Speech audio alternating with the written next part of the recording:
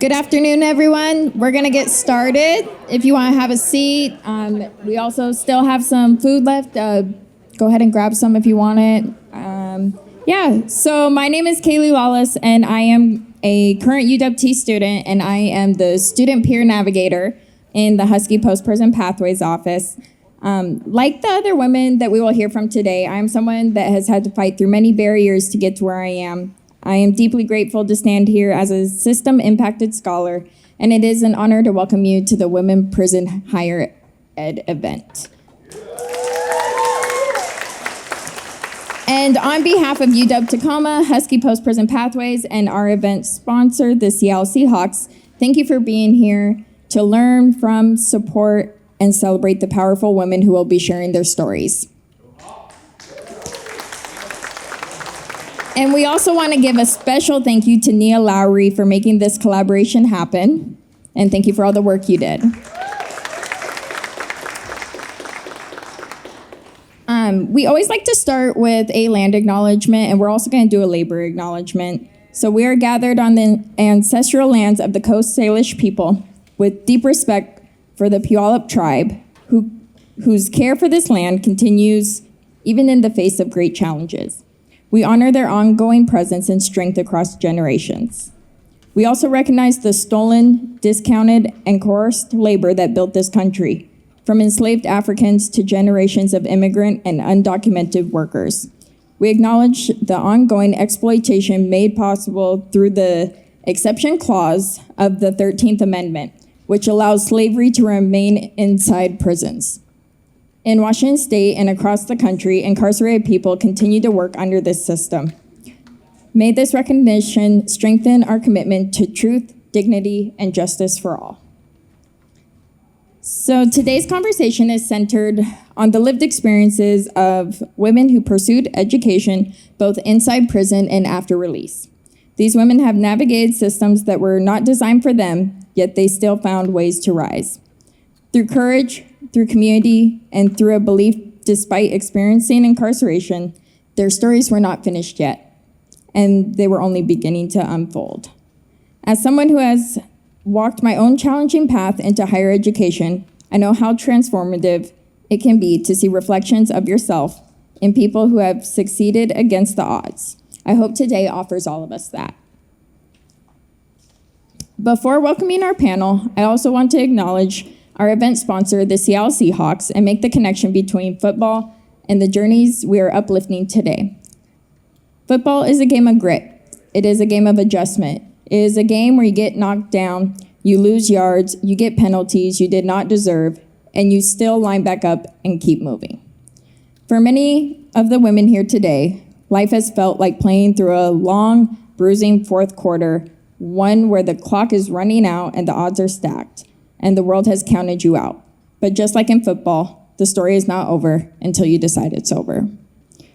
The women on today's panel represent the comeback seasons, the fourth quarter resilience, and the goal line toughness, and the ability to fight for every single inch of progress. When they enrolled in college, earned degrees, rebuilt their families, and reclaimed their futures, that was not luck. That was preparation, meeting opportunity, a principle that every great athlete lives by. Again, thank you all for being here. By showing up today, you are helping create a space for voices who have too often been overlooked. Your presence means so much to the women sharing their stories and the community we are building together. Up next, I would like to introduce a fellow Husky drafted by the Houston Oilers in 1992 and the current Vice President of Community Engagement and Legends for the Seattle Seahawks, Mario Bailey.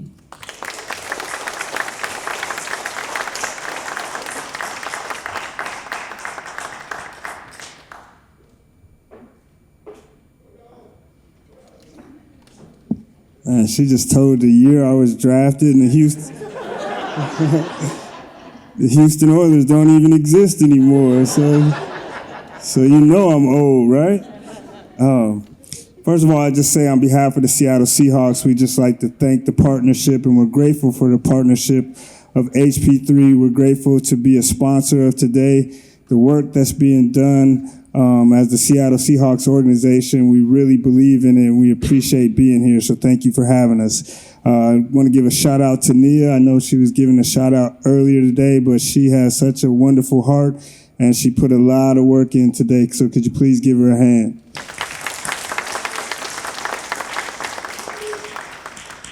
Just a thank you to all the women on the panel today. I was raised by 3 women, so I know the journey can be tiring. So we thank you for your strength, your courage, and your perseverance in this journey. So thank you, and thank you for being here today. The Seattle Seahawks, just when we first found out about this organization, we wanted nothing but to help and to support. The journey can be very difficult, and in society today, people don't always help. So we're hoping that today that people are inspired not only to lend a hand, but to continue your journey and know that there's people out there that can help you and never to stop. So thank you again for having the Seattle Seahawks, and we'll be a partner for a very long time on this journey. And with that, I would like to bring up Tarra.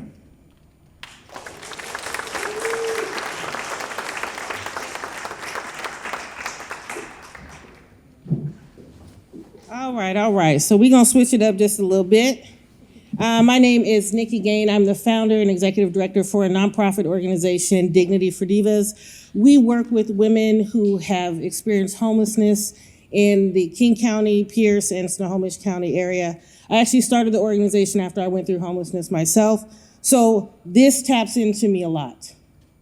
We're going to get started with the ladies, and we're going to hear all about their stories, but I want to do one thing with you, if you'll indulge me. I'm a little extra, so we're going to be indulged for a minute. Okay, so, see, I'm a walk person, but I'm gonna stay here. This is a little hard for me. But one of the things that's really important is anytime that you are getting ready to receive information, it's important to kind of get yourself grounded in position for that. Because sometimes we're getting involved, we're talking to people, we mingling, and you can miss the moment a lot of times. So we're going to do a little, even if you don't want to do it, you're going to do it, because I'm going to see you and I'm going to be like, you better do it. Because I will come up to you and be like, why didn't you close your eyes like I told you to? You're going to close your eyes just for a moment, and we're going to do a breathing exercise. It's something that I do with my ladies a lot, because we're so used to being in survival mode that even when I wasn't homeless anymore, I was still moving like I was in that space. Like, who's on me? What you doing? And they'd be like, girl, I was giving you a bag. I'm like, oh, well, then back it up, So I had to start learning how to kind of relax myself. So if you indulge me, let's everybody close your eyes just for a moment. We're going to get ready to receive these women, receive their stories. I want you to take a deep breath in for a count, and take it in for real. Through your nose, breathe it out. Try to push all the air out, because a lot of times we're breathing to survive. We're not breathing to live. So take it in again. Let go of some of that stuff that happened today.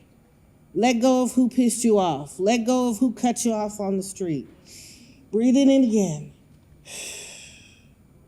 I want you to be ready to receive these stories so that you can be empowered to rewrite yours. All of us have been through something or are going through something right now, I promise you. And there is purpose in the pain. There's a reason everything is happening, even if you don't see it right now. Breathe in again. You're going to receive your next level. Everything that you receive is with ease. You're going to speak goodness over your life. You're not going to speak lack. You're not going to speak what happened to you. You're not going to regurgitate that. You're going to manifest and create new opportunities for yourself, because it's possible. It is possible for everything to come to you with ease. One more time for me. Breathe in, real deep. Okay, now I feel better. If you're feeling any type of weight being released, sometimes you can be like, whew, Lord, I ain't breathed like that in a minute. That's pressure. So try to do that at home when you're just by yourself. Just even if you have to shrug your shoulders up real high and just, and you'll be surprised how much tension and stress you're carrying around every single day. So you have to find ways to help yourself win. Okay, so we're going to get into it a little bit more. Let me see, make sure I'm on my slide. Hold on, who am I bringing up? I just get to talking and we'll carry on. Okay, so we are going to welcome the first panelist to the stage, Felicia. Where are you at, Miss Ma'am? Felicia Dixon. Come on up.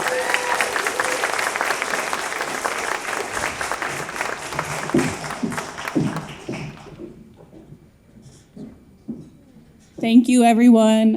Like Nikki said, my name is, I'll make sure I speak into this. My name is Felicia Dixon. I'm systems impacted, and what that means is I spent 16 years, about half of my life at the time, in the Department of Corrections. I went in at the age of 18, and I came out at the age of 35. I've been home, 4.5 years now, so I came home in the summer of 2021. And the journey has been a lot. I came home and I decided to go back to school. I was fortunate inside to be a co-founder of FEPS, the Freedom Education Project of Puget Sound. Thank you. And for those of you that don't know what that is, it's a nonprofit that offers higher ed to women inside the Washington Correction Center for Women. And it was built because we wanted to go to college. We wanted to go to college and we wanted to do something different, and we were told we couldn't because we had too much time. And so it still runs today. They now offer an associate's degree program and a bachelor's degree program inside of WCCW. Yep. And when I came home, I decided to go back to school. I had received my AA, and then I went to UW Seattle. I enrolled. I got accepted. It was not my plan, to be clear, to go back to school. But I had a professor at the time that was like, just apply, just in case you want to go. And the plan that I had fell through. And so I was like, I got this letter from UW Seattle that said I was accepted. And I was like, I'm just going to go back to school. And it was tough. I went in the middle of the pandemic. So I released in the middle of the pandemic, went to college in the middle of the pandemic, and tried to rebuild my life in the middle of the pandemic. And that was an experience, to say the least. So I graduated from UW in 2023 with my bachelor's in sociology. Thank you. And since then, I found myself in various spaces in our community doing the work that is important to all of us. I did not want to be in this space, but I found that I had no choice but to be in this space. For those that are still inside, for those of us who have dreams and want to see those dreams come true, it's important. And so it's also really important for us to remember that we still have women inside. There are also our brothers inside, but a lot of times the women are left behind. We fall behind the curve a lot because we have a smaller population.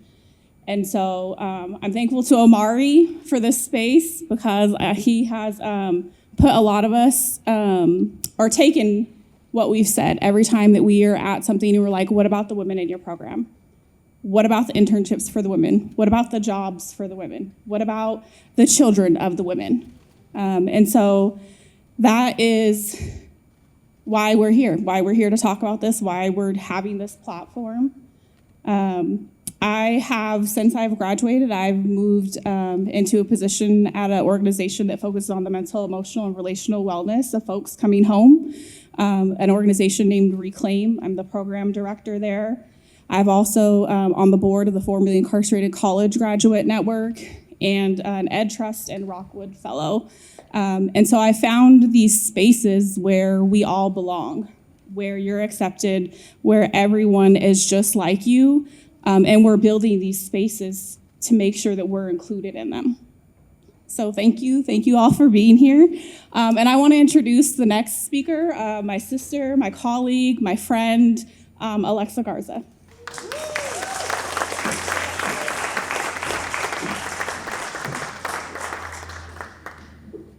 You're pretty hard to follow, so you have to indulge me. Hi, everyone. My name is Alexa. Yeah, I get that a lot. Alexa, what's the weather like? Alexa, key, sing me Baby Shark. So we are not allowed to have Alexas in the house because one is all my husband needs in the house to telling him what to do, is what he says. Super nice to be here. Thank you, Omari, for the opportunity. I came from Dallas, Texas. Do not hold that against me because I think our sporting team is not as good as the Seattle Seahawks. But I'm grateful for the opportunity. Programs like this, we in Texas, we're far behind the curve on this. We have a lot of catching up to do. So I am very honored to be in the space with so many great and exceptional people in the community that's around them. I served 19 years in the Texas Department of Criminal Justice, and when I entered at the age of 19, I thought my life was over. I remember being surrounded by walls and thinking, this is it. I was entombed. I know what it feels like. But then I started reading. I read every book that I could possibly get my hands on, and I realized that reading and education for me was going to be my ticket. And for those opportunities that were very less than the men, I was able to get a college degree. And it took me 8 years to get an associate's. And it wasn't because lack of trying. It was just education is a correctional afterthought in Texas, especially for women. So looking back on it, I just knew that I needed everything in my arsenal because I was going to be a convicted felon, and I wanted to learn anything that I possibly could. I learned how to drive a forklift. I don't drive a forklift now, but anything that offered, I would take. So looking back on my time there, after I received my bachelor's degree, I wanted to go up for my master's. The men have it and have had it for the past 40 years. And I was told that a woman didn't need a master's degree, that my place was in the home. And I should be really grateful that I got my undergrad and just to be quiet about it. And I sat there for an additional 7 years with no educational opportunities because of my gender. And that pissed me off. So upon release, I applied to grad school and was denied from the same place that I got my undergrad in. How do you like them apples? I was good enough for a prison education program, but not good enough for campus. I was embarrassed. It happens a lot. I'm not the exception. So I continued speaking and giving my story. And in places like this, I met a gentleman. Giving my testimony, I met a gentleman who came up to me after the speech and said, "Have you thought about Texas Women's? We would love to have you." I thought he was a nice gentleman who comes up to you after his speech and says a great talk, and the rest is history. But he was Dr. Javier Flores, president of admissions for Texas Women's, and he emailed me 2 weeks later. I applied. So I applied for grad school and didn't tell anybody because I was really embarrassed that I was getting denied because of a criminal conviction that was 27 years old at that time. And about 3 months later, he calls me personally to welcome me to Texas Women's. And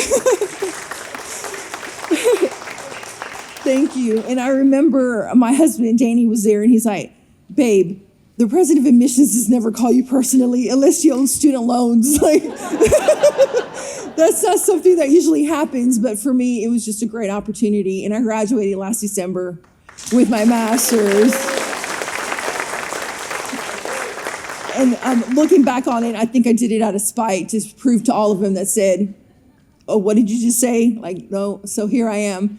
But I say all that to say that, like, Michelle and Felicia and I, we're all different versions of the same story. We are all women who were incarcerated, who were told education opportunities are not there, education is not. I was always told that women didn't need education, there was no interest in it. That we just weren't interested, not compared to the men. And not to take anything away from my brothers, because we all wore the uniform, but a woman's incarceration is vastly different than a man's. A woman's incarceration is very mental. They mess with our heads. When I got out, I couldn't look men in the eye. I walked with my head down. I didn't feel comfortable wearing clothes that actually showed my body because I was used to the baggy of the clothes and the way that we had to conduct ourselves in there. And I thought I was the only one. But then I found my community and my people and my brothers and my sisters who said, "No, we are not going to be of that system. We might not have a place at the table, but we're going to make our own damn table, and we're going to do it." So here we are.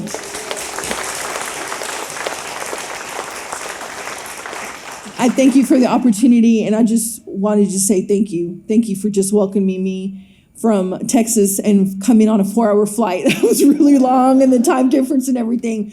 But I'm here, and I'm very grateful to be on this panel. I will introduce my sister, Michelle. She is someone that I just recently realized who is just like someone that I'm going to follow, because the sky's the limit for her, and I can't wait to see what she does next. So, Michelle.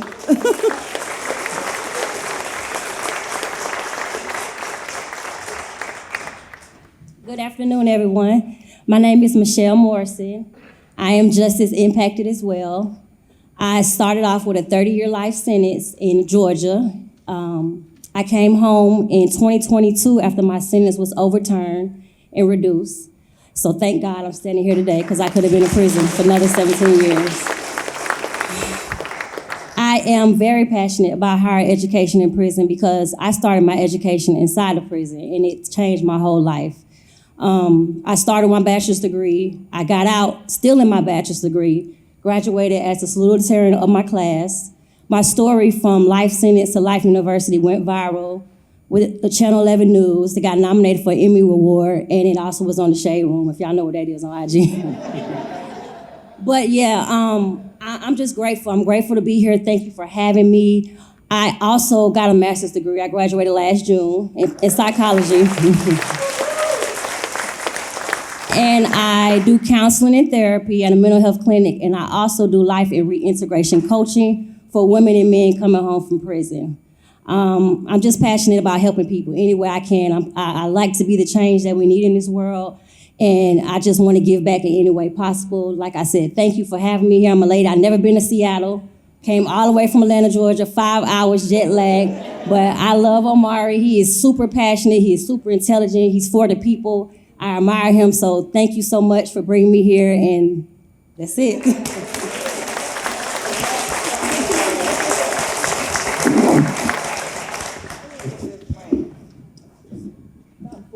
That flight's no joke.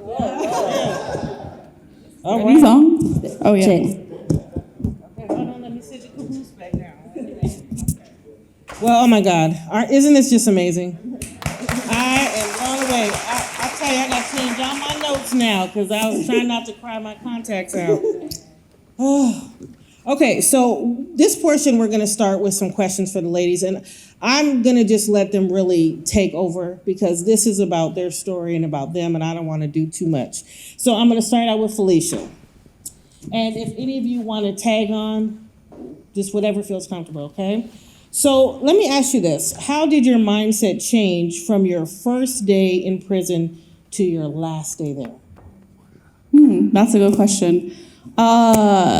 My first day in prison, I would say I didn't know how I was going to do it, right? As a 18-year-old, and I had been sentenced to 18 years, it felt like a lifetime. I walked into a place that was completely foreign to me. I had some people, I remember in county jail, like give me the rundown of like what to expect and how things ran, so that would relieve some of my anxiety, but that doesn't actually give you an adequate idea of what's about to happen. And I would say what started to change is being around a group of women who were like me, who had come from places like me, and who wanted different lives like me. And the only thing that I could think of that would be different is to go to school. And so I think that that's the biggest thing that shifted my mind between getting there and coming home. I came home with an associate's degree. I came home with a plan. I came home with the knowledge that like 35 is not very old, although I felt like it was going to be old at the time.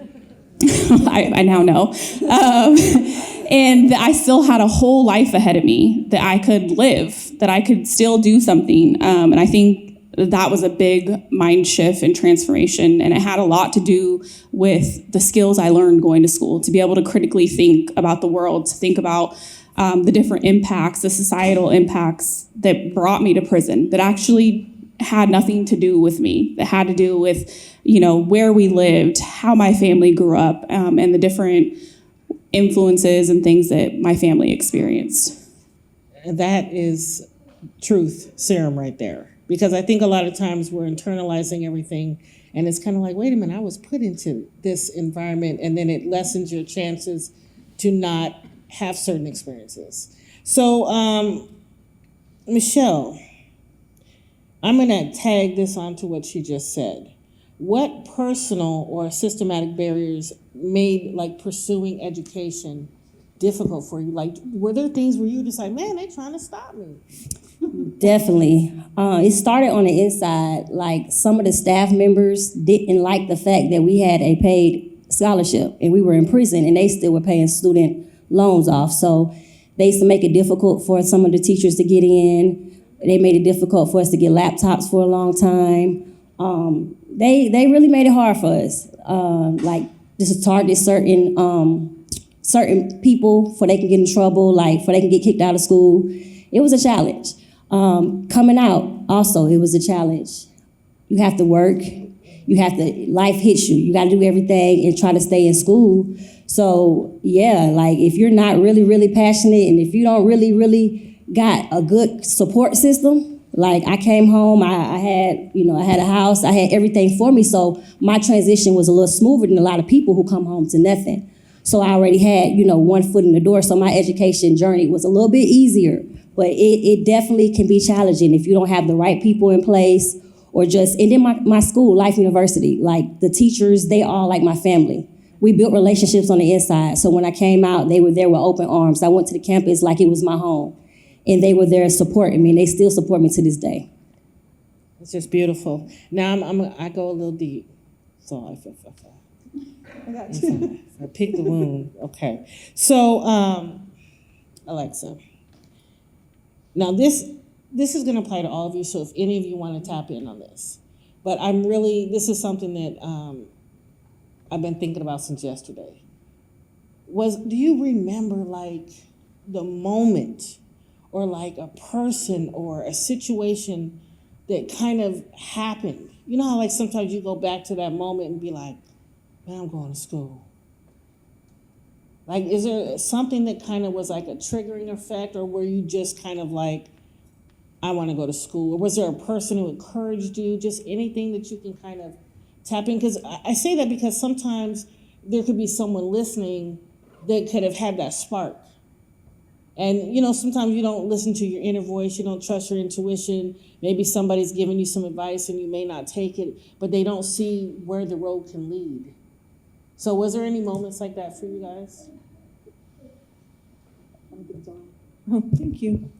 So for me, education was always with my parents. It was instilled in my brother and I that education was the key. It was something that we were going to excel at. My parents are, my father's from Mexico.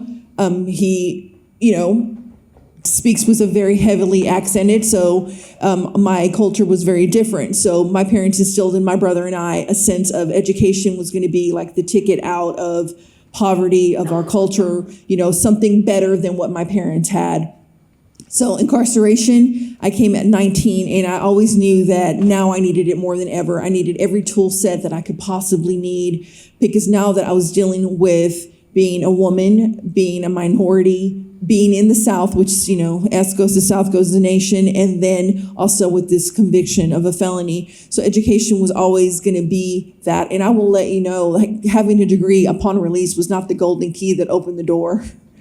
Employers would hire me, I say this often, to clean the floor, but not for the executive floor. They would hire me to wait tables. They would hire me. I applied for a recycling center, and I was told that it was a family establishment and that I was not welcome there. And I was like, so things and challenges but I was better prepared for them. I was like, okay, that's a no, but then like there's going to be a yes. There has to be a yes, because I refuse for them just to be a no. And that's why I think a lot of system impacted individuals are entrepreneurs. Have you thought about it? Like they go into entrepreneurship because those doors and they say no. So they have like that hustle mentality that Omari's always speaking of and things of that nature. But education, that was at that moment where I was like, I need as much as I can learn in order to grow. And I want to piggyback on something that Felicia mentioned. I was incarcerated at 19 and then 19 years later. So difference between when I first got incarcerated and then afterwards was at the end, I did not know what I wanted. I was gone so long that my dreams were, I had stopped dreaming in order to survive in that place. So if you were to ask my mom, she wanted me to have a baby as soon as I got out. If you want to talk to my dad, he wanted me to be 15 and live under his house and his curfew. If you want to talk to my brother, he wanted me to travel the world, and no one was ever asking Alexa what I wanted. But I couldn't even tell you what I wanted because I didn't know what was out there. So it was just that fear of the unknown, because I was not the same person walking out. And that's where I think that a lot of the thing, women especially, go back into being moms and go back into being like caregivers and elderly parents and the kids, and we got to go and got to make sure my husband's okay. But like, who's asking, hey, are you good, Felicia? Like, so. Right. And that's so true. You know, it's very true. And I think these questions are so great because you're always becoming another chapter of you, another level of you. And the mindset, the person that you knew, like me at 23, making those decisions, and then me at 53, are like, girl, what you doing, right? So, but I had to shift, and you know, and it hurts to grow. That's why they call growing pains.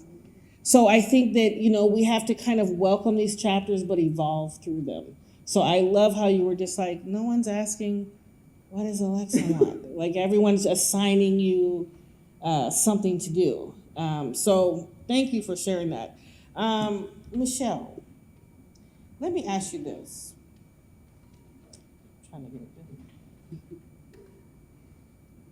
it. Can I add to that question while you look at that? I think there was a very specific moment for me. There were lots of moments in between, but the start of that moment was, you know, if you were inside, I got a GED tutoring job or TA job. That was a cush job in the school, right? I TA'd for this teacher named Miss Silva, and I had my GED when I went in, but I had dropped out of school. I had dropped out when I was like 16, got my GED, and was like, I'm done with this. And so I was helping women inside learn to take their GED tests. And she was the person, mind you, she was from Yugoslavia. And I remember, so she was very like critical, heavy accent, this white lady who would tell me about myself. And she told me one day, and I'll never forget, and she was like, Felicia, you're too smart not to go to school. And she was the first person that planted the seed of like, like maybe I should go to school.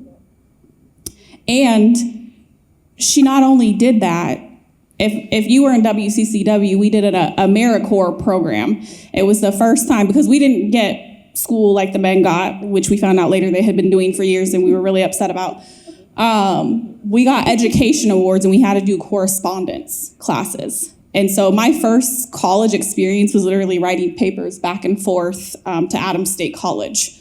But so it was her just saying it, and then also saying, like, I was like, well, I can't go. I can't afford this. And her finding a way for me to be able to afford it. Right? Like, they had never done that. Lots of us ended up getting that award, but it was just literally that. It was the first time somebody was, like, open to possibility. Nobody in my family talked about college. Nobody in my family had been to college.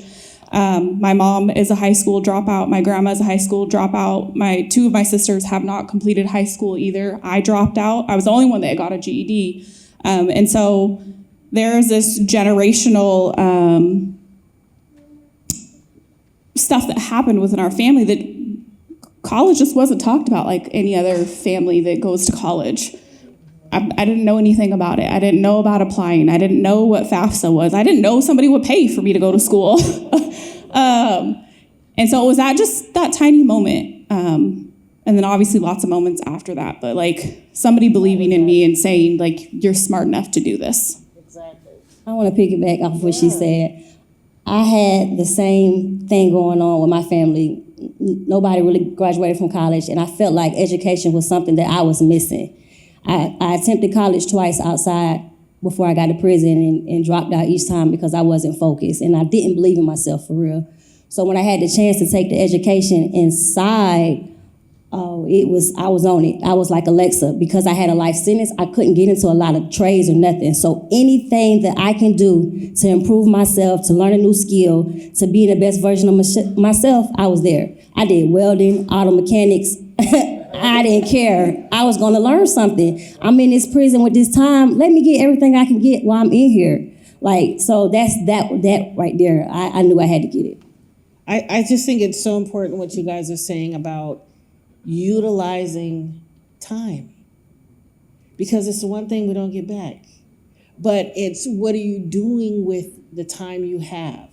Because you can't change nothing else. You can be punching air all day, and that's not going to change nothing else that's already happened. But moving forward and making decision to be like, no, I'm gonna better me right now. So that actually segues into the next thing. What did learning behind bars teach you about resilience and the power of knowledge? Wow, I call myself the master of resilience. Ooh, I love it. Because like I said, I didn't believe in myself. I didn't think that I can do it initially. When I got into the program the first time, so it was a rigorous program. Only 15 people out of 1,500 women were chosen, 15 people. And it's a lot of brilliant women in prison. So the first time I didn't get into it, I made an alternate. They did it again, and I got into it. So that alone boosted my self-esteem up, because I was like, oh, wow, I got into it. Because at first I was like, oh, Lord, I don't know if they're going to choose me. I might not get in. But when I got in, I was like, all right, we're going to keep going. We're going to keep going. Like, my motto is to never give up. So, after going through all those years in prisons, getting told no after I tried so many things to go home, $50,000, $60,000, $70,000 later, just getting doors shut, everything, just my resilience grew. I'll be in my feelings for a second, but guess what? That door is shut. Let me figure out how I'm gonna get to another door. It's gonna happen. I'm big on your mindset. Change your mind, change your life. Believe what you're gonna receive. I visualize everything I want. I manifested my release, and it came into fruition. Like, I feel like I can get anything I want with consistency and discipline. I told you have to keep an eye out for the show. So she's spitting some real facts, and it's very true, because whatever follows I am, you are. Even if you don't want it to be. If you keep speaking it forward, it's going to keep showing up. If you say, I'm so tired, well, tired's going to be like, whoops, call me again. So you got to be mindful of that, because it's so true. Whatever you say, you see. It's just incredible. Alexa, in what ways did education help you reclaim your identity or build your sense of worth? I can say, so out of 644 ladies on the Mountain View unit where I was, only six or seven of us were actively enrolled in higher education. And it was because, again, they said that education was a privilege, not a right. They would actually tell us that. They would say that, and a lot of barriers were put in place to discourage, like we spoke about earlier. So in Texas, if you want to know that if slavery is alive in the South, go look at prisons in Texas. We do not pay the individuals that are incarcerated. There's no air conditioning. My college education was a 3-inch pencil with no eraser and 5 sheets of notebook paper stamped with property TDCJ on it. You had to be strip searched 4 times to go to college. A 3-college class was about a 6 or 7 hour ordeal. You couldn't go to the bathroom. You couldn't drink water. So a lot of people didn't want to do it. Like, why? Why are you silly? Like, why would we put ourselves through that when, prison is prison? But I knew that, again, it was just something that I knew that I needed for myself. And I knew that, and what others saw, unbeknownst to me, was that, Alex is smart. That's what they used to call me, Alex. Alex is smart, so will you help read this letter? Will you help me write a grievance? Will you help me understand what this legal paper is? You all know about the grievances. So I was able to help others, and then others see, I'm not different. I'm not special. It's not just me that had something. It was just like, if one person can do it, then other people see it and want like to do it, and then the institution grows, and it's a power, it's a wave. People will see it and want it, and that's what I inspired it hopefully to become. So that's why like I advocate so much in for higher education access and opportunity, because it's severely lacking across our nation, and women have one of the highest incarceration rates in the nation right now. If you look at the numbers, they're incarcerating more women per capita than they are men. And we need to like really think about what that looks like in our prisons, in our jails, and the access and opportunity available for women. If you want to know, like, I would say go to visitation on the weekends. If you go to a women's unit visitation, what are you going to see, Michelle? You're going to see the mamas and the grandmas and the kids. You hardly ever see the gentlemen and the men there. But if you go to a men's prison on the weekends, what are you going to see? You see all the girlfriends and wives. Yeah, and it's and everything else, and that's just like facts.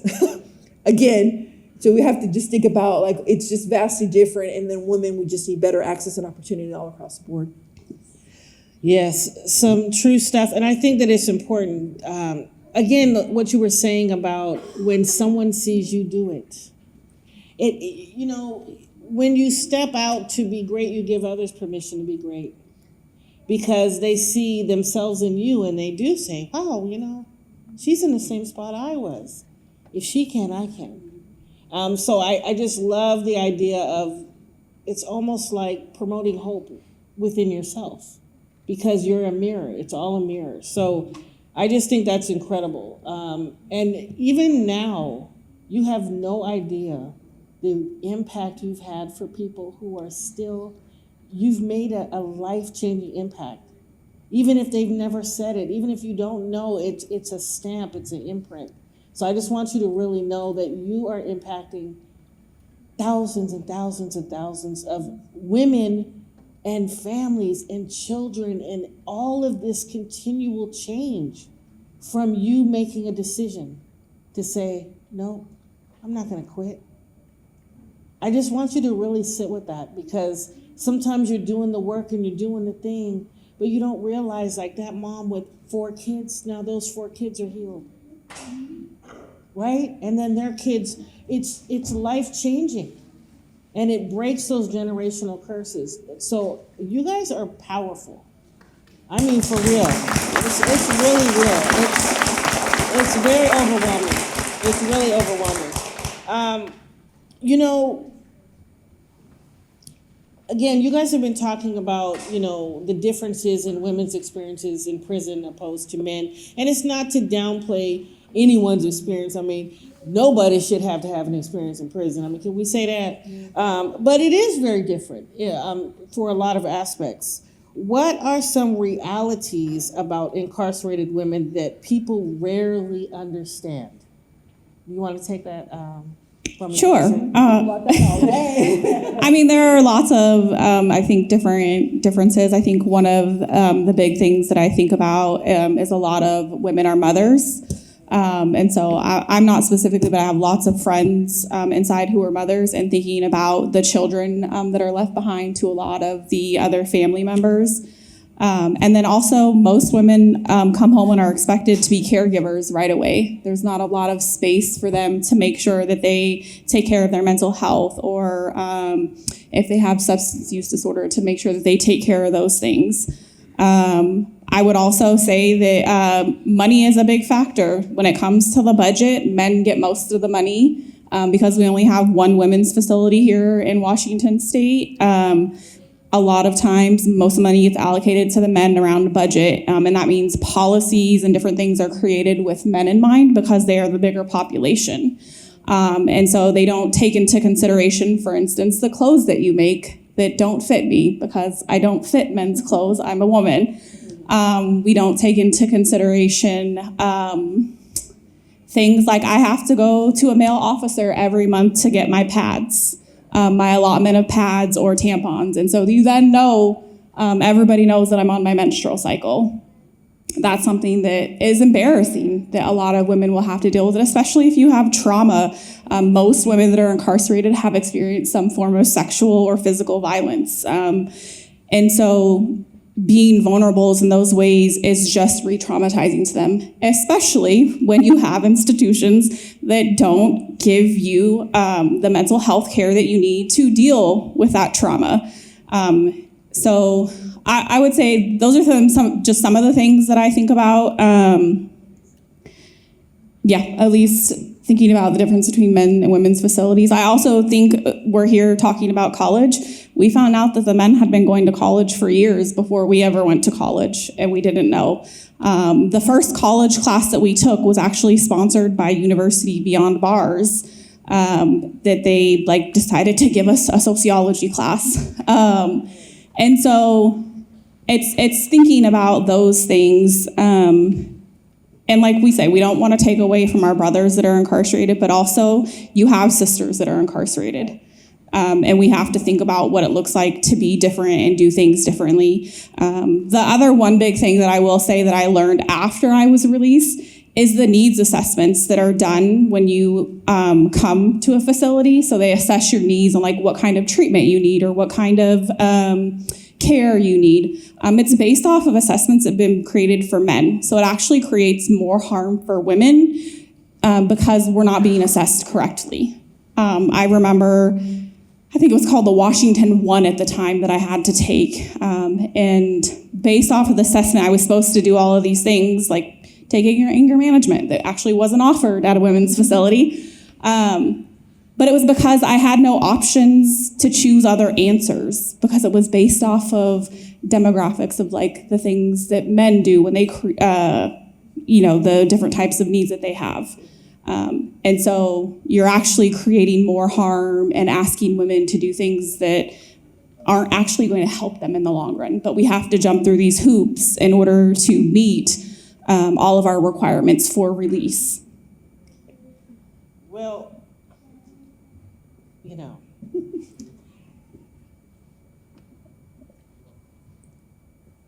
I'm going to ask a different question now. So with everything that you guys, and I want all three of you guys to answer this for me. With everything that you guys know up to this point, with everything that you've experienced on your own or you've witnessed other women experiencing, the challenges, the barriers, how you're navigating through the system, and then where you are right now. So you are now on the other side of it, right? Helping to change the system. It's a two-part question. So what are your goals for yourself? And what things would you like to see accessible to you so you can further the work that you're doing? Because a lot of times you're doing the work, you finish school, you're like, okay, I did it. What do you want to do next? And what do you need so that you can move that dial forward so that you can continue to make changes in the system so that other women don't have to have the hurdles you did? Because that's a lot. I mean, you have to really be pursuing to push through all of that. I mean, you could change all three of your names to determination because I don't even know if I would have had enough in me to push through all of that. But for where you are right now, you finished your education, what are you wanting to do next? And then what do you feel like you would need in order to help make some changes, so to speak, to the system? Or if not directly you, what would you like to see change?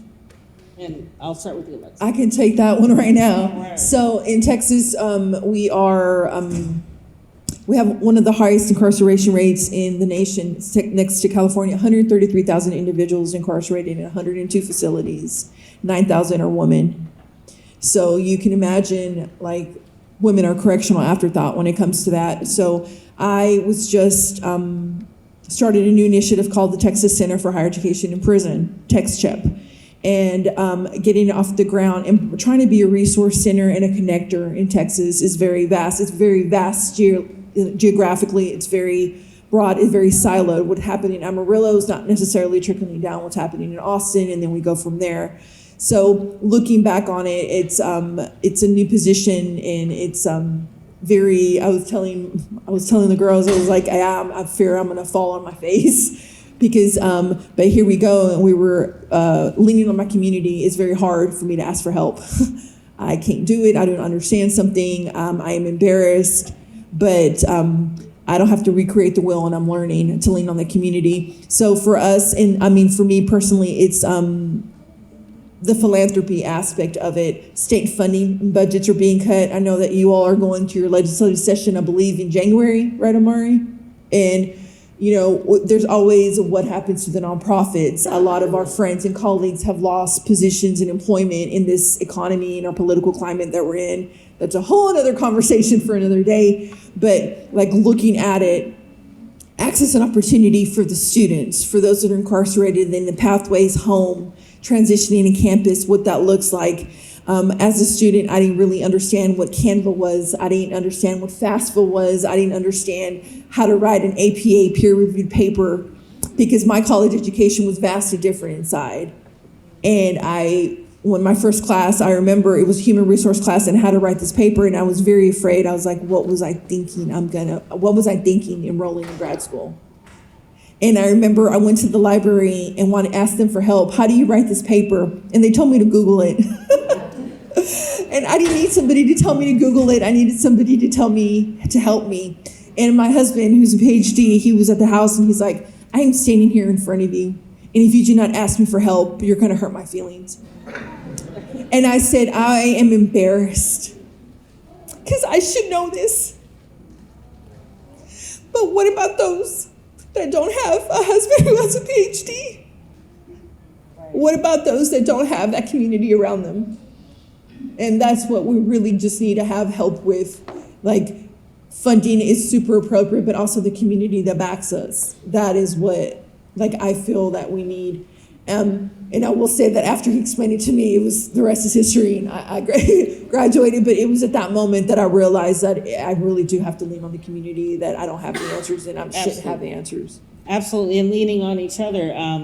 Asking for help is a huge detriment, I think, to women because we're very strong, but we tend to try to do it all, especially if we've been raised in environments where mom did it all.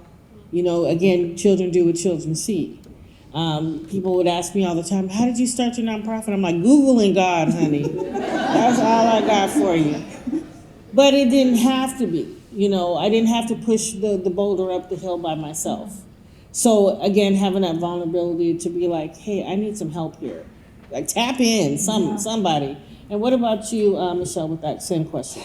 So a goal that I will always have for myself is just to keep learning, keep growing and elevating. Right now, I'm trying to fight this double jeopardy system in Georgia. I'm pretty sure it's everywhere, but as far as to get licensed, because I'm trying to get licensed, it's hard. It's hard. It's like it's almost harder than getting out of prison. So I'm contemplating on getting my doctorates in clinical psychology. But once again, if I go through the program, the licensing part is going to be the barrier. But like I said, I believe I can do anything. But I really want to dismantle that whole system where, like, if you can get out and I'm showing you, I'm doing all these great things, everything you're seeing, why can I get my license? Like, the best counselors, the best therapists is the one with the experience, right? That I'm relatable. My success rate with my clients are super high. So, like, that right there is one thing that I really want to try to work on getting eradicated, because it's a lot of great people inside that can come out and do great things, but that record shouldn't stop them. They served their time, they paid their dues. Let's get out and flourish. The same thing with Alexa said, the nonprofits are losing funding because of, the new administration, and we need funding to operate. And my coaching, my reintegration coaching, I contract with a lot of nonprofits and they're women, and if they're losing funding, that hits me too. So we definitely need more resources and funding in that area, because mental health and well-being is extremely important when you get out. Reentry is one thing. You can give them a car, a house, but after that, if they're not mentally fit or if they're not in their best mindset, how can they even flourish with that? It doesn't make sense. So mental health is very important to me. Well, I really feel that you guys should just know, number one, so much is ahead. So much is ahead. And your job is to keep that mouth moving and to get in front of as many people as you can to tell your story. Your story has power. And it creates awareness about the system problems that are there, because when you're not in that space, you don't know what the space looks like or how it operates or what are the barriers. So there's more questions than answers. And I think by you guys providing a real view, a lens changer, you guys are like lens crafters, you're changing the view here, that's how systems change. And it's the hard work. But I just want you guys to be so encouraged, because I really feel strongly that you guys are going to be making long-lasting impacts in the system, because you do have to kind of crack it from the inside. It's like an egg being born, you know, like the egg's there, and the chicklet has to crack it from on the inside, not from the outside. So I just really, I'm just so excited. I'm going to be checking up on y'all a lot, because I'm excited to see what's going to happen next. I'm just going to tap into one more thing here, and this is going to be for you, Felicia.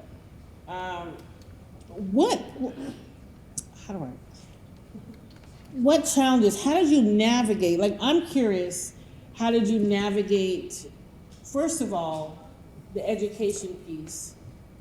Because you both, a couple of you mentioned coming still in school after you got out. But how did you navigate that with motherhood, with all the other things, the things? How did you really navigate staying in it and not like tapping out? What was it for you? Yeah, I think one of the things that we do, which is actually like a trauma response, is that we stay busy. And so if you are inside, one thing that we've learned to do is program and over-program ourselves, right? Like I get up, I go to work, I go to the gym, I do craft classes, I go to school, I go to the chow hall, I get up and do it all over again in the morning. And so one thing that I've seen a lot happen is that we continue to do the same thing when we come home.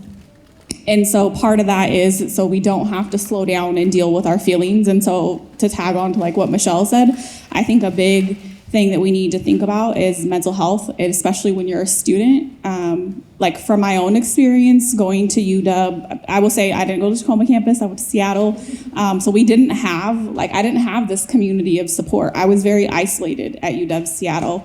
I didn't want to out myself. I didn't want to talk to the other students, especially because I was a sociology major. So I both found myself being a student learner, and I was also the subject being learned, right? Like I took miscarriages of justice. I took juvenile justice. I was learning about deviant behavior, right? And they were all descriptions of me. And so I think what got me through it is kind of what we call like grind culture, right? Like I overprogrammed myself. I did, because I was like, this is gonna get me somewhere. I have a goal and this is the thing. And then when I finished, I realized I was depressed. I realized that I was lonely. I realized that I hadn't actually dealt with how I was feeling. And so I'm gonna go back to the last question you asked. I think one thing that's really important is to think about as students that are coming home, right? We are coming onto campuses. I had never been on a college campus, and I was entering as a junior, right? Like my only experience in college had been in prison. And so like Alexa said, I had never navigated Canva. I didn't know how to open my laptop and start it. When somebody asked me to Google something or to find an email that they sent me, I didn't know where my inbox was.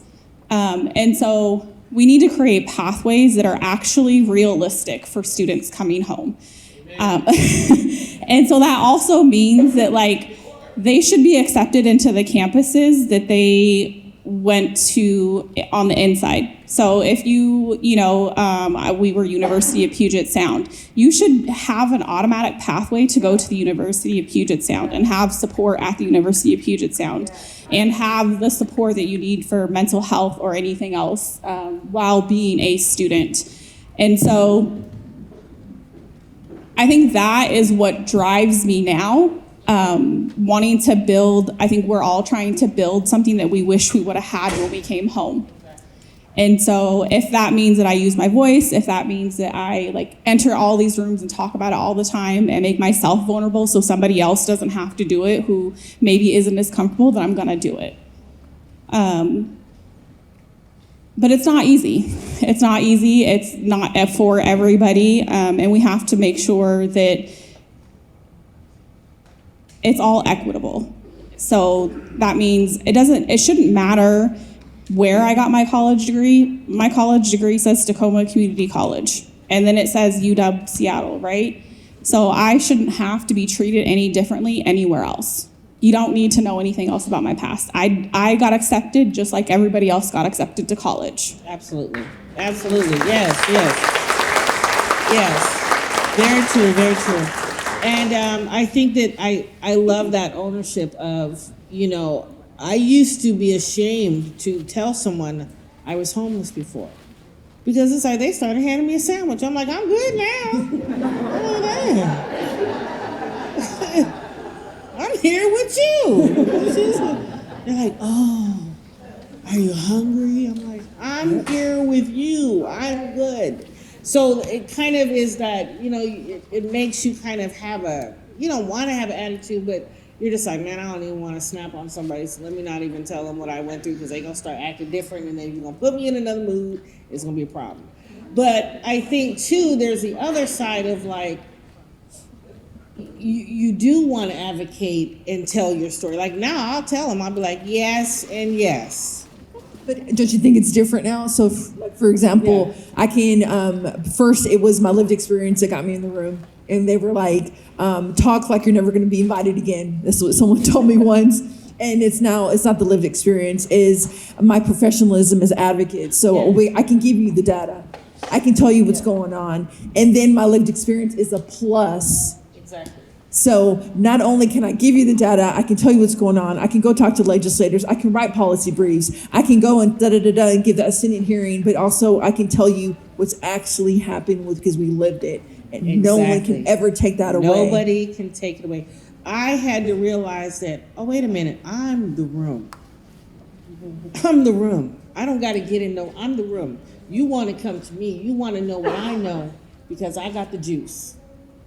So what about you, Michelle? What do you feel like for you as far as, the question I asked Felicia? You know what? Yeah, I was choking. I don't know what happened.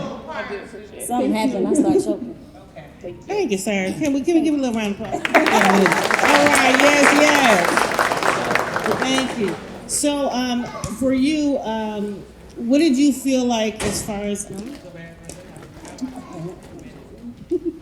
Oh yes, the challenge is like motherhood, trying to like balance everything, and then also wanting to create more opportunity for others. Like what, like real time, real issues, like what you were saying when you're like, Gmail, who?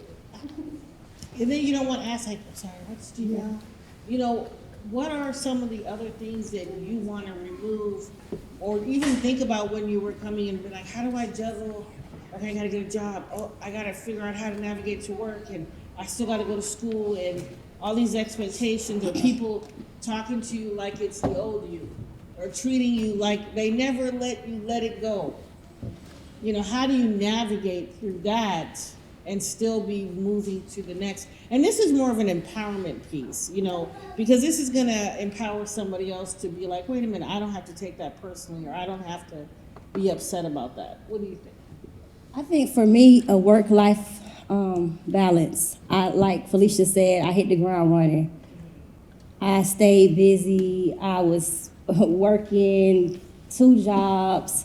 I was still taking classes. I was doing forums, conferences, flying places. Like I was just really, really, really hitting the ground running. I felt like I had to catch up because of my age, right? I'm 44 now, but when I got out 3 years ago, all my friends are doctors, entrepreneurs, like they all straight. So I came home like, man, I gotta catch up. Like this ain't, I didn't think about, oh, Michelle, you've been in prison 13 years.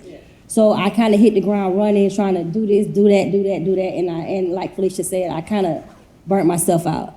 I burnt myself out, and I was feeling some kind of way. I felt like, I don't want to stay depressed, but I was feeling kind of heavy for a second, like, what is going on? So I had to kind of sit down, do a spiritual fast, introspection, where I went inward and kind of figure out, hey, listen, we gotta take our time. Everything, is in God's time, and what's meant for you is gonna happen. Like, God didn't bring you through all this for you to get out and drive yourself crazy.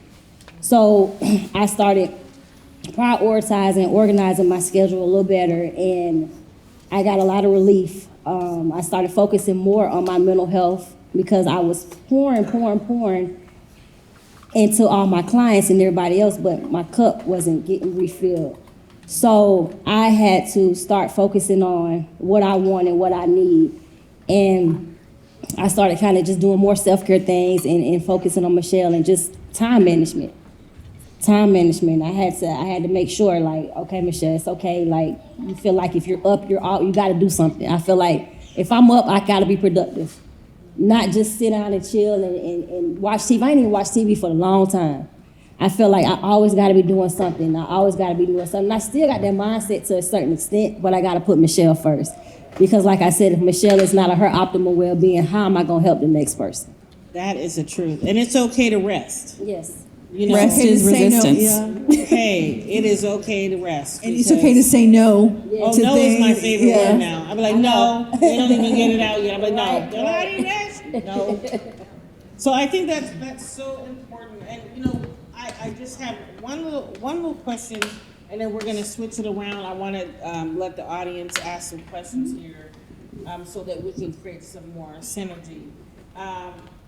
But you spoke briefly on some of the things that you would need in order to kind of remove some of the barriers. But as far as like community members, allies, other organizations, like even an organization like myself, like I'm already sitting here thinking, how can I support them? What else can I do?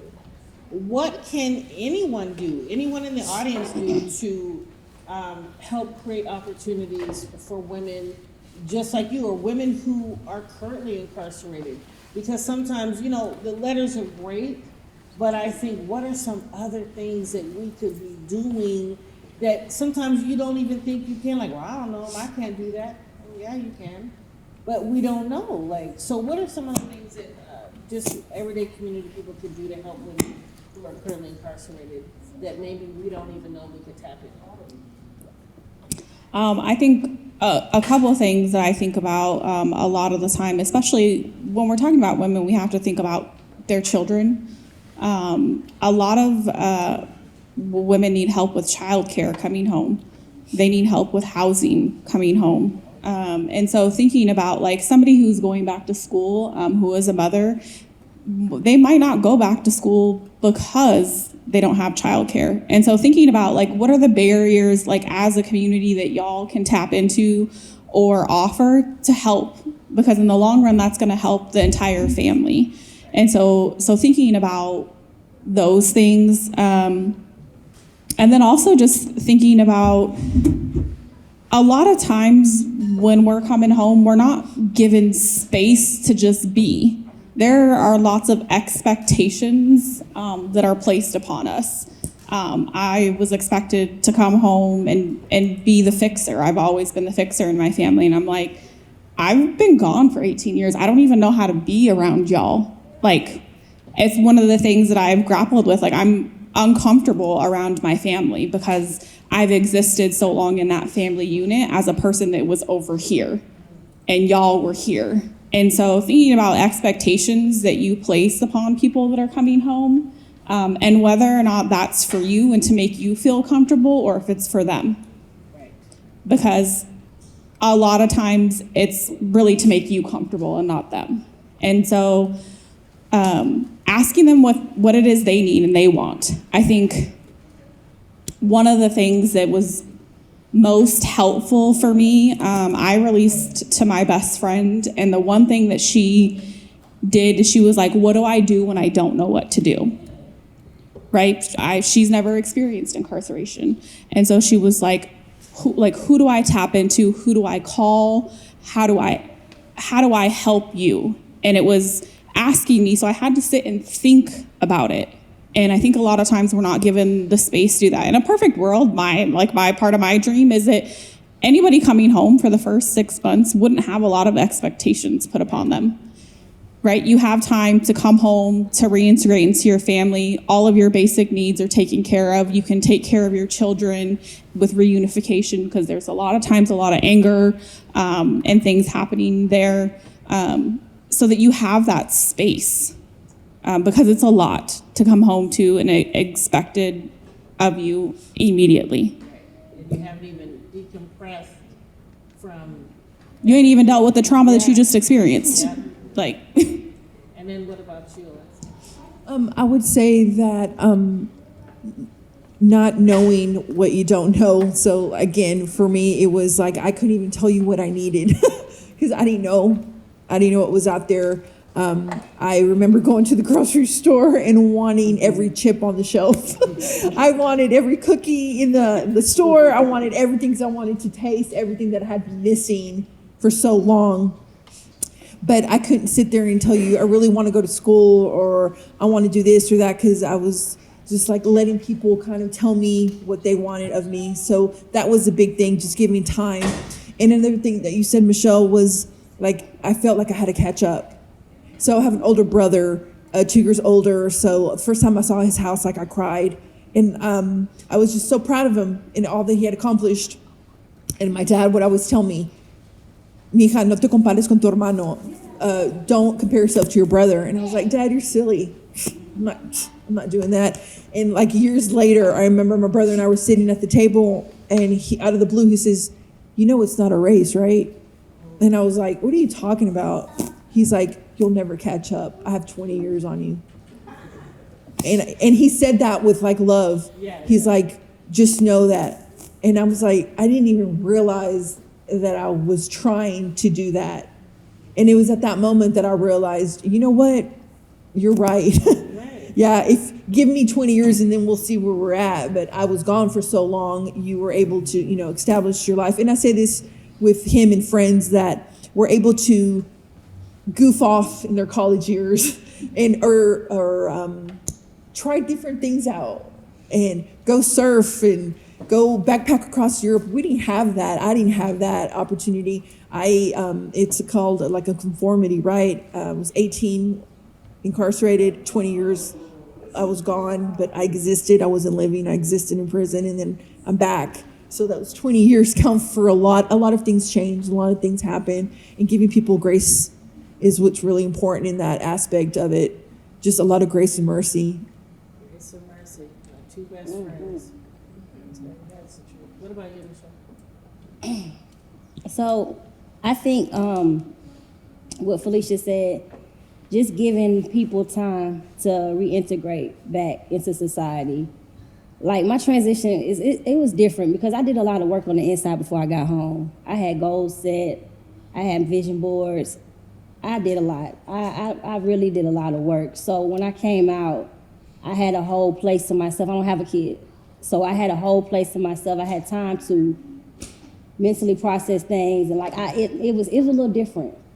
But people that don't have that kind of support, like I feel like the community can definitely maybe I don't want to say adopt, but like if a person is coming out, go to the transition houses, maybe if they can offer any kind of resource, whether it's volunteering or if they got any kind of organization, like where they teach classes, anything that can help a person coming out, woman or man.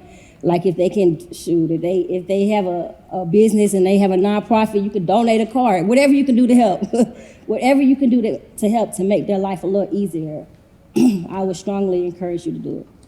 Yeah, I think it's so important because, it's creating space for someone to, the adapting, it's like it's like, the pressure in the airplane, your ears pop, but you gotta go back down, you're descending, you still have to, even that moment adjust, you be like, you gotta adjust yourself. So it's giving someone the time to do that, I think, is just something that you don't really think about. And it happens in so many different scenarios of, incarceration, people experiencing homelessness coming back into the fold.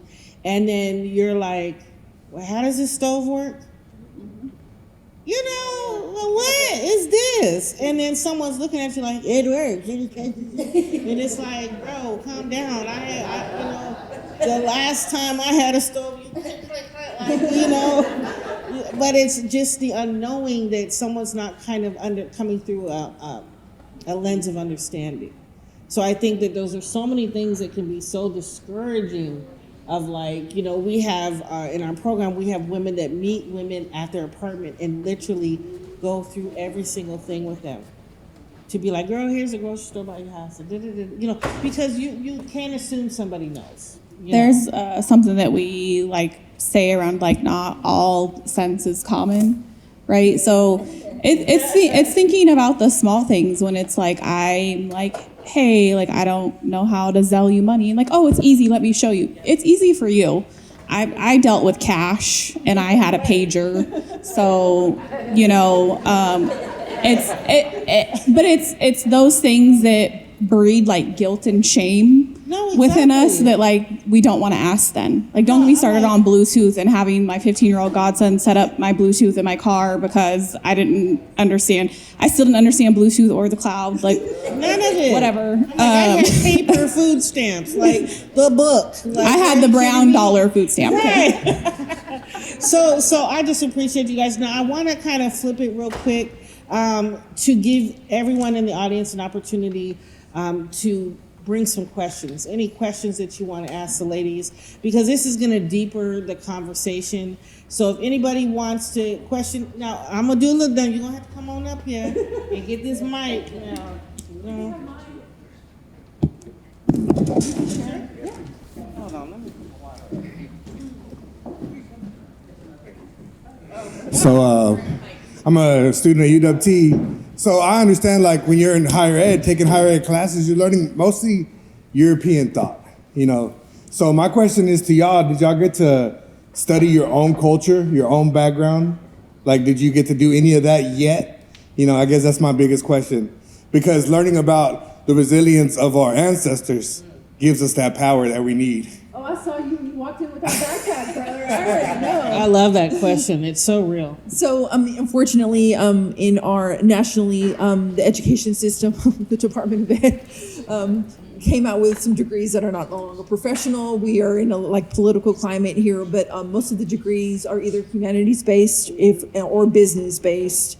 Unfortunately, colleges historically have not seen prison education programs as extension of campuses. That is something that we really need to work on, because if you are a student at a prison education program, you are a student at that school, period, point blank, that's it. And you should have access to all the student services available to any student.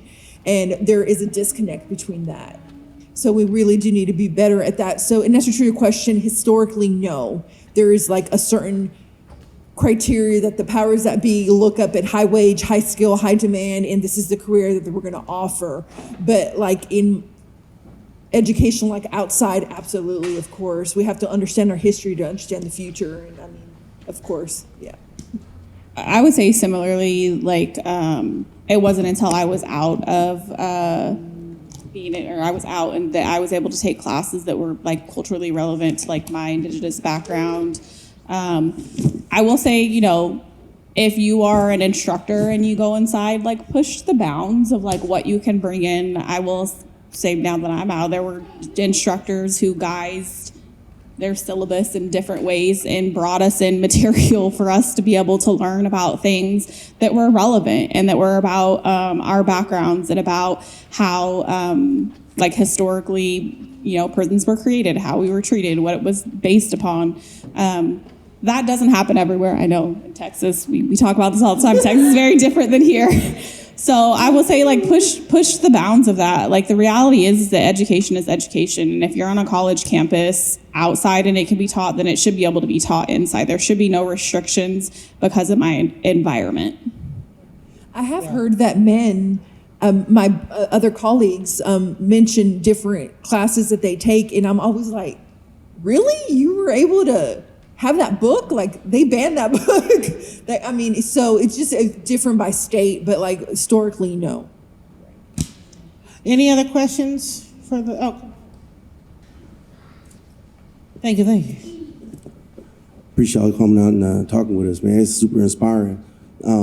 So as far as the education system goes, I know for inside a men's prison, they have a barrier for some educational courses depending on how much time you have. And I was wondering, is that the same type of barriers you guys face also as well? And how did you get past those barriers? So in Georgia, it's the same. Mostly people who have over 10 years can't really get into anything. No trade, nothing. But like right before I was leaving, they kind of started getting a little more lenient. We got a new director of education, and she's like for us. So they started letting people get into school and trades that had longer time, because you never know, like me. I mean, I started off with a 30-year sentence, and if I wouldn't have gotten an education, I wouldn't have been able to get it. So they started being more lenient in Georgia. In Texas, it's 5 years or less. So the target population is if you have 5 years or less. So the majority of us don't not have that time. I was grateful to have my family pay for my education. So because they paid out of pocket, it opened doors. Otherwise, I would not have access until 15 years into my 20-year sentence. I will say that the squeaky wheel gets the, if you are persistent and you keep on and you keep on and you keep on, they have made, they are getting better, like Michelle says, and advocating for higher education and prison programs, federal Pell Grants passing on a bipartisan party, that is also opening doors. So hypothetically in Texas, statistically, there's 64,000 individuals that are eligible for Pell Grants, and only 2,700 students are enrolled. So 133,000 are incarcerated, 65,000 are eligible, but only 2,700 students are enrolled, and 2,200 of those are men. So we have a lot of work to do. Yeah, I would say it's for, at least here, it's similar. We were restricted based off of our length of sentence, right? And so I think right now it was 4 years at the time. Now it's 7, with the priority being 4. And the way that we got around those barriers is we started teaching each other. That's really, it starts from the grassroots of that. We had teachers inside, right? We had nurses inside. There's everybody from some kind of profession everywhere where we taught each other.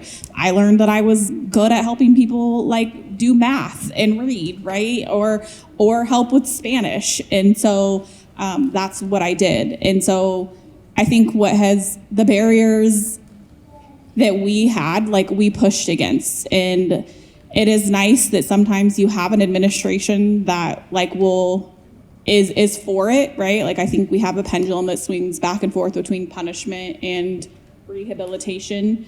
And so when you have an administration that is willing to, if it's not gonna cost them money and it's not gonna cost them their time, they might be open to it. And that's how we created FEPS. I graduated college from a program that I helped co-found because there were a group of us that had a dream to go to college. And then we had professors that believed in us and who eventually created a nonprofit, right? And so I think all that to say is we are our best resource. We can do anything that we put our mind to. I think it is other people and society that has told us we can't do it. And we've believed it for lots of reasons, but I won't go there. Yes, question. I hate these things. So my question for you ladies, what advice would you give your 18-year-old selves, or what is something that you know today that if you could go back and tell your 18-year-old self, look, this is the T, what would it be? I would tell myself not to drop out of school. I would have stayed in school. And hopefully I would have listened to people who kept telling me that I didn't know everything because I thought I knew it all, right? Thought I wouldn't get an 18-year sentence, so I went to trial. Biggest mistake. You know what I mean? I I think that that's what I would tell myself, right? And that the people around me that are trying to give me the advice are doing it because they care and they love me. And they want to see what's best for me. So. I would tell myself to believe in myself, to listen to that woman right there, my mom, and just to make better decisions.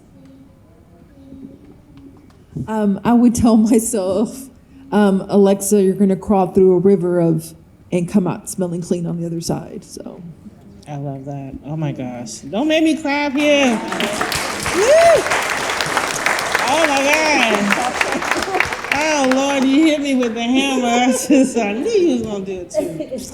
Okay, so we just love you guys and we appreciate the time that you poured into us, sharing your stories. You know, we all have a chapter and these ladies are reading theirs out loud. So can we show them some love? Can we show them some love? Yes. Oh my goodness. Yes. This is beautiful. Beautiful. Now, I would be remiss, yes, thank you. I would be remiss if I did not close us out with another breathing exercise because we now have to seal in what we receive. So everybody, we're gonna close your eyes again. I'm telling you this works. You got to trust me now. Okay, just go with it. So everybody close your eyes. Let's now seal in everything that we learned, everything that we felt inspired by, because there's some inspiration that happened here. So you gotta take it in and allow it to rest in you so that you can power it up, okay? So you gotta be your own USB port. You gotta power yourself up to use it to do something. Take everything that you heard here today. So we're gonna do 4 deeps in. You're gonna release all the doubt, release that story that's telling you, I can't help nobody. Release them, send them on their way. 4 in again, 4 out. What are you gonna take with you? What are you gonna take from their stories to help someone else? Take something from this moment and make it count. Breathe in again for me. That's us breathing life into your next level and your next chapter. One more time for me. Now, I've just got to say this here. Amari, you are amazing. Yes. You are amazing.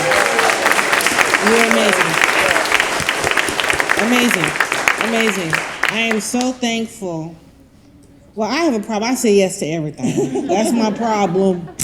But I'm so thankful that I continue to say yes to life because I feel truly, I don't know, I just feel really emotional because everybody has their preconceived notions. You know, you watch CNN, you watch, for First 48, and you get your idea about something. No, I'm just keeping it 100. And you don't really get to get close up with the real chapter and be like, oh, it's real, there's pages to this. So I just thank you guys so much for being courageous and trusting yourself, trusting your story. And then for everyone here, remember, we are all editors and we can rewrite our story whenever we want. All of you. I don't know what your stories are, but there's some pretty good book covers in here. I can see. I want to read some more. So I just thank you guys all for your time. Amari, man, thank you. Where is Nia? Where is she? She probably up somewhere working. Girl, where are you at? Nia, Lord have mercy. Thank you. Oh my God. Incredible. Okay? And then we're gonna bring up, yes, oh my gosh. So if you will, we're gonna bring up the UW Chancellor, the boss, and have a few words here, but just thank you again, everyone. This is truly amazing. I don't know. Okay, I did it. Okay. Thank you, Nikki. And thank you, Felicia, Alexa, Michelle, for sharing your story with us. I was writing down some of the things that you were saying, and I'm so proud to be here with Omari. Omari is genius. He is our first director of our HP3 program. And little did we know that we were getting like superstar when we hired him to help us develop this program here at UW-2. And also thank you to Kaylee and to the students who have their student organization, and they are helping our students here at UW-T to build community and support each other as they are going through their undergraduate educations. They're rewriting their narratives, and I came here in fall of 21, and I think you're going to hear from Tarra Simmons later. She had a conversation with one of our faculty members about developing this HP program and what it could be here at UW-T, that we could actually develop a model for other colleges and universities to use to create community to support our scholars on our campus, and to go back into prisons and jails and then bring those students onto our campus, making that, I think one of the speakers said, making it seamless. You know, if we're working with you while you're inside, we should make a pathway for you to come here and do your work while you're here. And one of the things I love about our HP3 program is it's informed by the lived experiences of our justice-involved students. That's why the student organization is so important, and we've been able to move forward. I think it was Alexa who said, and Alexa, I got rid of my Alexa at home just because I couldn't. I have a nephew named Alex, and every time I would say Alexa, it would come on. And I was like, that damn thing is listening to me. But I love what you said about, you know, if sometimes you just have to make your own damn table. And for me, HP3 here at UW-T is making our own damn table here at UW-T.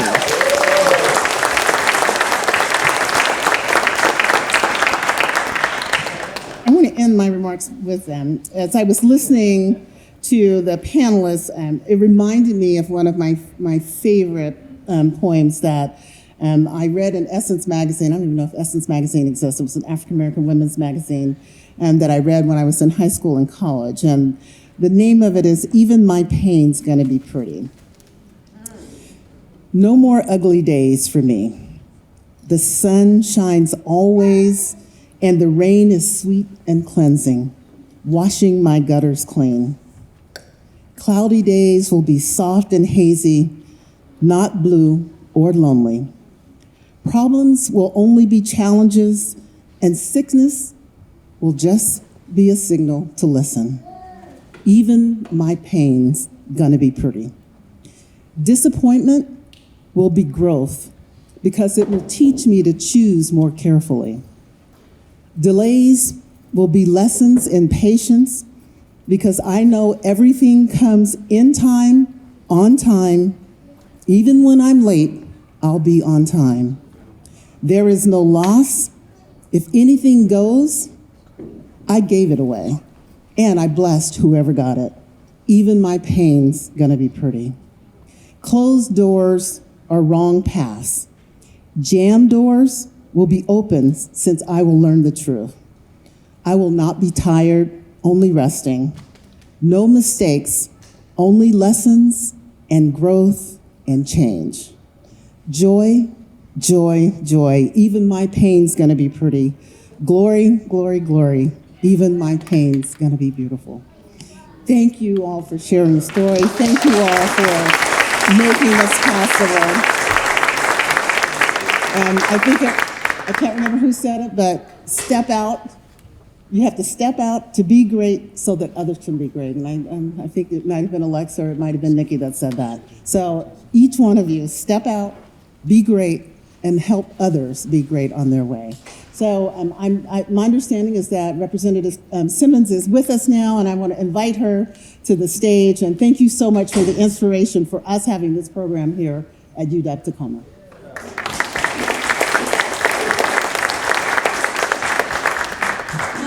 Sorry that I was late. I was actually in deep conversation with a Republican colleague about fixing the criminal legal system in my office, and it was great.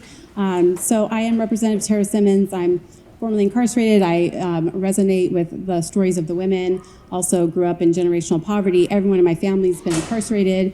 My father got his GED in the California Youth Authority, and nobody had ever gotten a high school diploma before me.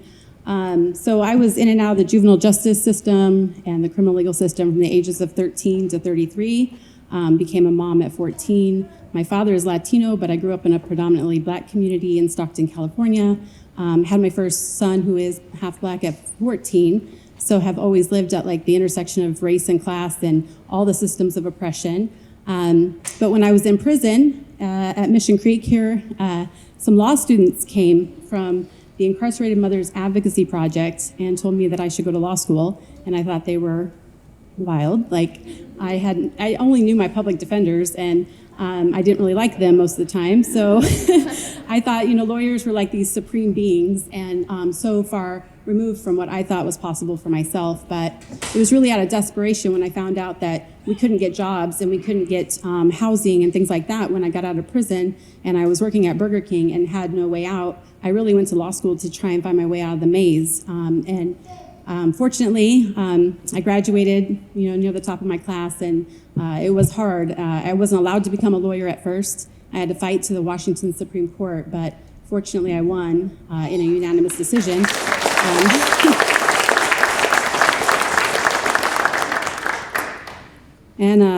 I have 9 felonies and 2 strikes, and life has not been good, but today I get to be a lawyer. I get to help people clear their records and remove barriers, become attorneys.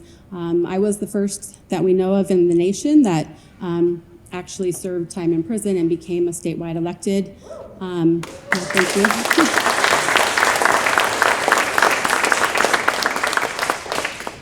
And I will say, if it wasn't for people like Dr. Christopher Beasley and Omari, I definitely wouldn't be here today. And I want to thank Omari because he's one of very few who have been there for me through everything and has always reached out and supported me and invited me to still be part of my community. I really appreciate that, Omari, because sometimes when you get some status and some privilege and grow, then people are like, oh, she's not us anymore. But I really carry both of that, all of that, every day while I'm inside these systems trying to fight for liberation for our people as the first and only, but then lack the support of my community anymore because I'm a lawyer and a legislator. It's really a wild experience. And so what I've done recently is decided I'm going to get other people elected.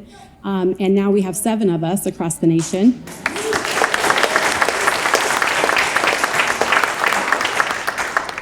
And they're like my brothers and sisters. And we started a new nonprofit called Free to Lead. And I also have my new law practice called Redemption Law, and I have a consulting practice called Represent Just Us.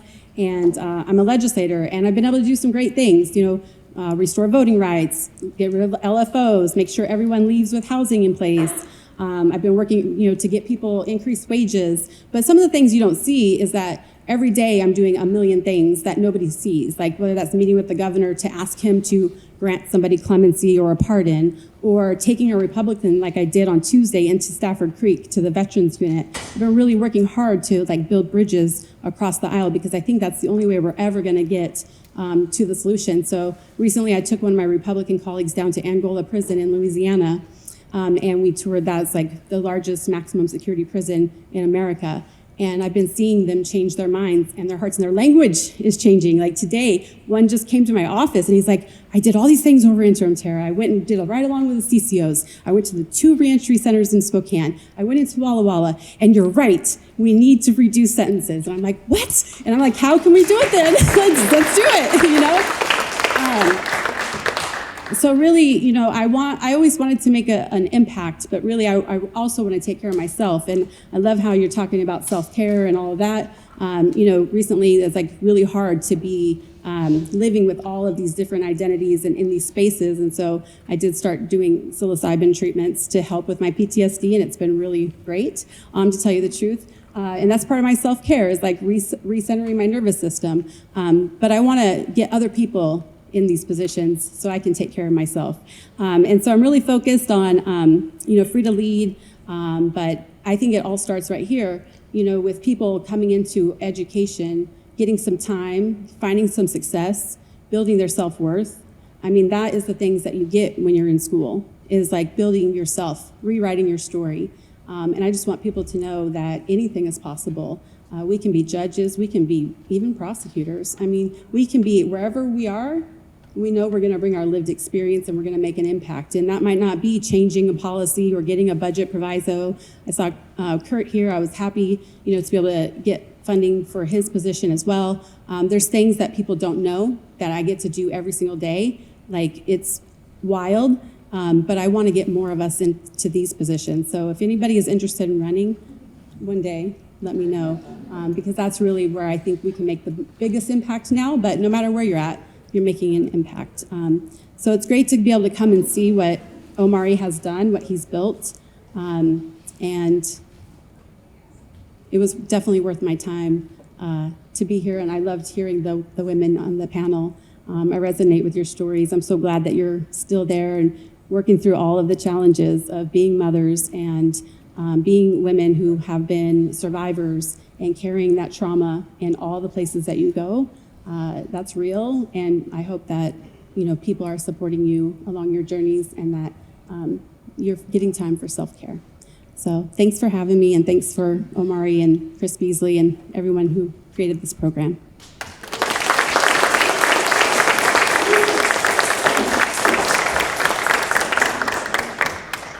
To close us out, we have Seahawks legend Randall Morris coming to the stage.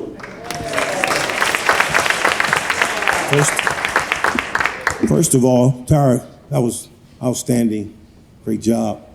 My name is Randall Morris. I'm a former Seattle Seahawk. I played running back with them for 5 years, played in Detroit, played with the Raiders.